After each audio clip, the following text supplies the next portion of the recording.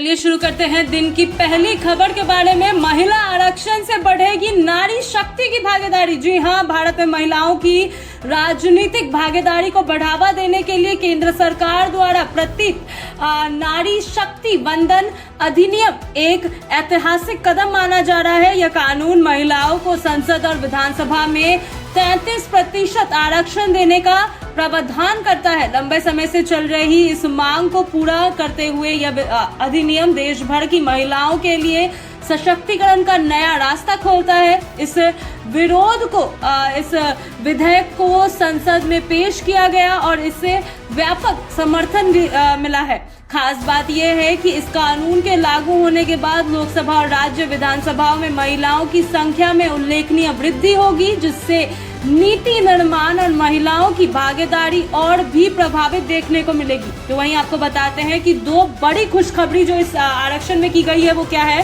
राजनीति में सीधे भागीदारी बढ़ेगी। जी हाँ, इस अधिनियम के तहत संसद और विधानसभाओं की कुल सीटों पर से 33% सीटें महिलाओं के लिए आरक्षित होंगी। इसमें महिलाओं को राजनीति में आगे आने का अवसर मिलेगा और वे निर्णय लेने की प्रक्रिया में सक्रिय भूमिका भी निभाएंगी। तो वहीं दूसरी जो बड़ी खुशखबरी है वो है सामाजिक और आर्थिक सशक्तिकरण को मिलेगा बढ़ावा। जी हाँ, महिलाओं के नेतृत्व में बनने वाली नीतियां समाज के हर वर्ग, खासकर महिलाओं और बच्चों के विकास को ध्यान में रखकर बनाई जाएगी।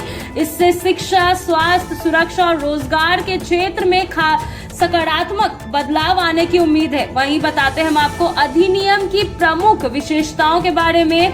लोकसभा और राज्य विधानसभाओं में 33% सीटें महिलाओं के लिए आरक्षित होंगी। उसके बाद दूसरी जो है अनुसूचित जाति यानी एससी और एसटी के लिए आरक्षित सीटों में भी महिलाओं को समान अनुपात में आरक्षण मिलेगा।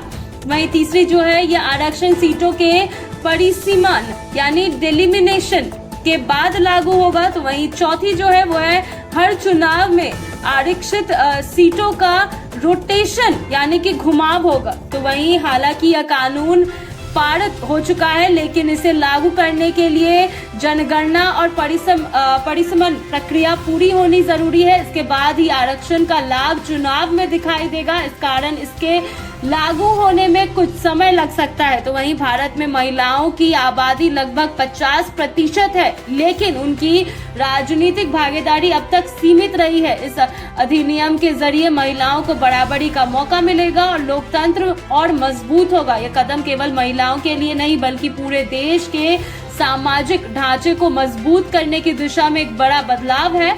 इससे आने वाले समय में अधिक महिलाएं राजनीति में नेतृत्व करती नजर आएंगी, जिससे नई सोच और संतुलित विकास को बढ़ावा मिलेगा।